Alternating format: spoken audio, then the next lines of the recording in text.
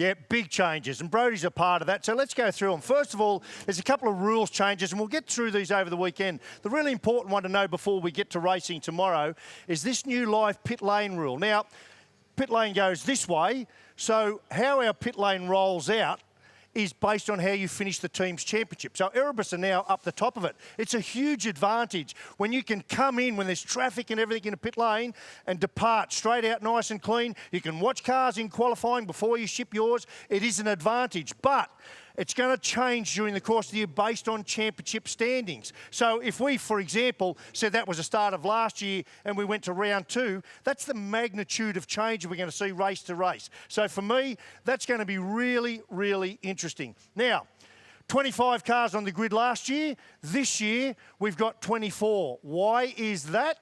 Well, Tickford Racing, they were 4 cars. They've decided, which I think is a good move, they're going to go back to 2 cars. Blanchard Racing picked up one of their cars, so that's how we end up with our 24. Key people, some big changes on our pit lane here. Right, Adrian Burgess, he's gone as our head of motorsport. Tim Edwards, who was ahead at Tickford Racing, has come over and taken his role now as Supercars head of motorsport. So Adrian Burgess, well, no, actually, first of all, in comes Simon Brookhouse. He's come from golf, NBL. He takes the role of CEO at Tickford Racing. And then Adrian Burgess has moved across Team 18. Can't wait for Tim to sort of, hey, Adrian, hey, I'm coming after you. Not really, there's no bad blood there whatsoever. A lot of engineering changes, about 15. Ludo Lacroix, arguably the smartest guy in the pit lane. Left DJR, now down at Premier Nulon Racing. That long-established relationship between Adam DeBore has now changed. Sam Scafidi, now with Chas Mostert. Remembering that the engineer and the driver relationship is everything in our game. Perry Kappa, so consumed with the homologation of the Gen 3 Mustang, is now Anton De Pasquale, his engineer, replacing Ludo Lacroix. Andrew Edwards, this will be one of the best combos in the pit lane, trust me. I love this bloke as an engineer. Working with Will, I reckon he's going to get the best from him. So it's all about the driver changes though, isn't it? This is the biggie. So let's go through them. Brodie Kostecki, gone and replaced by Todd Hazelwood. Shane Van Gisbergen, gone to the US, replaced by Will Brown. Will Brown, who was at Erebus, now replaced by Jack LeBrock, who came from Matt Stone Racing. At Matt Stone Racing, Jack LeBrock has been replaced by Nick Percat.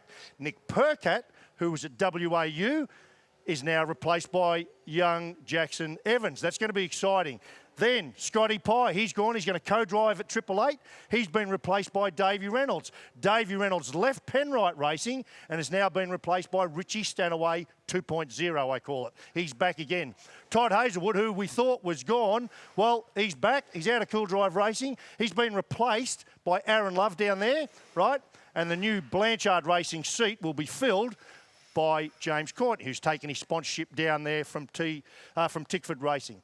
Young Declan Fraser, he's gone. We'll see him back as a co-driver later in the year. He'll be with Heimgartner at BJR. And Jack Smith's call it a day, and he'll be replaced by young Jackson Evans there, who's done really well in GT racing. So what does all that mean? At the end of the day, I'll tell you what that means. In fact, I think I called Jackson Evans Ryan Wood earlier on, or vice versa. Don't matter, you know what I'm talking about. Unpredictable, like my language, unpredictable. I can't remember a time where there's been so many variations and so much opportunity for so many people to take out this championship. I reckon it's going to be a cracker.